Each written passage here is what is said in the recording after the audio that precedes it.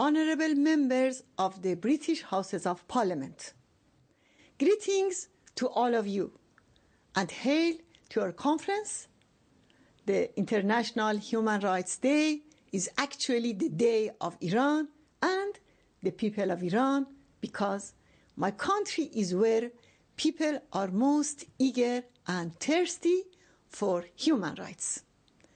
It is the day of Iran because it is the most oppressed country in the world today, with all her freedoms enchained. It is the day of Iran because her people have fought most for human rights in our time. 120,000 PMOI and other freedom fighters have been executed, including 30,000 political prisoners who were massacred in 1988, and the PMOI members in Camp Ashraf and Liberty who lost their lives for being steadfast against the clerical regime. All of them have written Iran's history of human rights in their blood. The eternal word they have written is freedom, a cause that will succeed with the Iranian people's resistance. Of course, it has been a long time since the mullahs have embedded repression in the lives of Iranians as a permanent factor.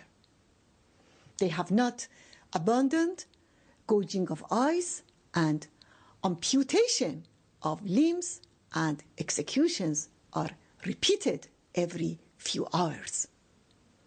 Our compatriots, however, have not surrendered to this barbarism. They have never accepted violation of their rights and removal of their freedoms. And these are the questions that always haunt the minds of all Iranians, especially youngsters. Why don't we have freedom of expression? Why do we constantly live in horror? Why is there not a single independent and free media in Iran? Why are we deprived of their freedom to choose our clothing? Why don't we have the right to protest? Why shouldn't we bring down this savage, tyrannical regime and establish a democratic government? These questions and protests that have inspired many uprisings so far will finally realize the great change and make Iran the cradle of human rights and freedom. Dear friends, the mullah's brutality in violating our people's rights is because they want to hold on to power. It's because the people of Iran have staged a widespread resistance against the regime. Every month, teachers, students, workers, and other sections of the society stage hundreds of protests. Every day, the protests become louder. Even political prisoners send messages from inside the jail calling on people to resist. Last month, an imprisoned woman, مریم اکبری, sent a message to the PMOI residents in Camp Liberty saying, "You are the light in the darkness of tyranny, and you will certainly win." Meanwhile, our people ask the international community, why have you closed your eyes on the gross violations of human rights in Iran? Why are you silent over 2,000 executions under Rouhani? And why don't you react to 7 massacres in Ashraf and Liberty with 141 killed and hundreds disabled? Why don't you do something for the protection of the defenseless Camp Liberty. Why is this regime's file of crimes not sent to the Security Council despite 62 UN condemnation for its rights abuses in Iran? Why don't you make arrangement for prosecution of the regime's leaders, especially Khamenei, in an international court for ordering and committing countless executions, especially the massacre of political prisoners in Iran and the murder of 300,000 Syrians?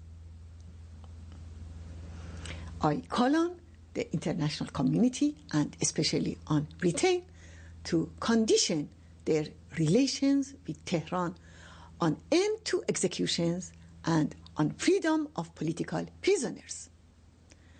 I call on them to respect the Iranian people's fight to achieve freedom and human rights. Camp Liberty was the target of a huge missile attack on October 29, 2015. Since 2009, 141 PMOI members have been killed and hundreds more seriously wounded or disabled in these attacks. I would expect all of you to concentrate your efforts on lifting the Camp Liberty blockade, provision of protection and security for the camp, and transfer of the camp's responsibility to a party that is not affiliated to the Iranian regime. Especially, it is absolutely necessary that Faleh Fayyaz, head of the committee in charge of suppression of Camp Liberty, be removed from his position. He is being pursued by the Court of Spain for his crimes against the international community. It is time for US and UN to fulfill their promises and make sure residents are allowed to sell their property at Camp Ashraf to finance their relocation. I sincerely thank you, dear friends of Iranian people, for your efforts over the years to defend the oppressed human rights in Iran. Thank you very much.